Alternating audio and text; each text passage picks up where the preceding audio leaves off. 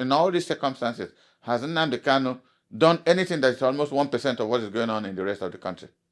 Apart from occasional stops and gyration. Tell me what is happening in the Southeast. In fact, the Southeast might be the most peaceful place, apart from this occasional stuff of people kidnapping one thing or the other.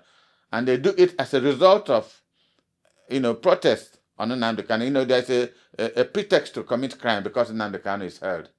If this was a fairly intelligent government, if they release Nnamdi Kanu today, there will be 95% peace in the Southeast, and that will affect the rest of the country. Of all these governors, only Soludo of Anambra State had gone to DSS once to see him, if I'm not wrong, about a year or 2 years ago. He's gone there to see him, And after that, maybe his colleagues advised him not to get involved. Why are they afraid? The young man is very popular in the Southeast. Let me not extend it to the rest of the country. If Nnamdi Kanu comes out today, Igbos will do 90% of what he tells them to do, to the interest, not just in Igbo interest, but Nigerian interest. Because what has he spoken about in the past?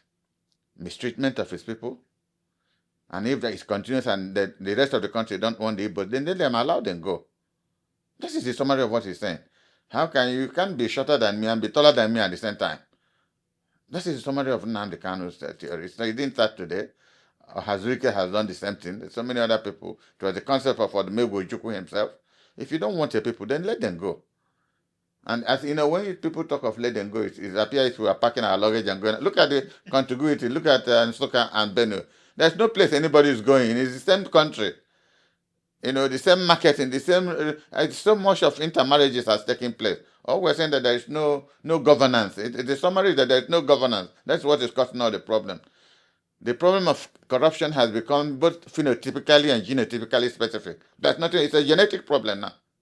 And it is that crisis that government is not even ashamed that they said 139 million Nigerians very poor in a country of plenty. And my president John case to Paris, from there to what is it called, to Dubai. I have never seen a group of people that are shameless. In a country, 774 local governments, I challenge them. Let them tell you where water is running. Where? Water. So people are dying because of waterborne diseases, and they don't care. And it's even more, like I was saying before we started this, if these governors were sons of Ahmadu Bello, or Emma Baro, or Azikiwe, or Awolowo, they will say, they had determined their future. They are coming from a position, a background of wealth. But tell me which of these governors not coming from a very poor environment? Most of them, their parents have never been heard of. Most of them, when you hear the history of how they managed to go to secondary school, and finally God bless them, they become governors. So what they are paying back to society is stealing of money. I was telling somebody this morning who confronted me, Dan, what do we do? What do we do? Lead a democratic revolution. I said, I don't have the resources. I can't. I've been in PDP, not even director, because I won't comply with what they said. Yesterday we had a National Reconciliation Committee meeting. Out of 25 members, only 8 were there. So it means that part of those who have joined APC, majority are coming out from PDP. So going to APC, what is the fundamental reason why you go to? It's because if you're moving from A to B, B must be better than A.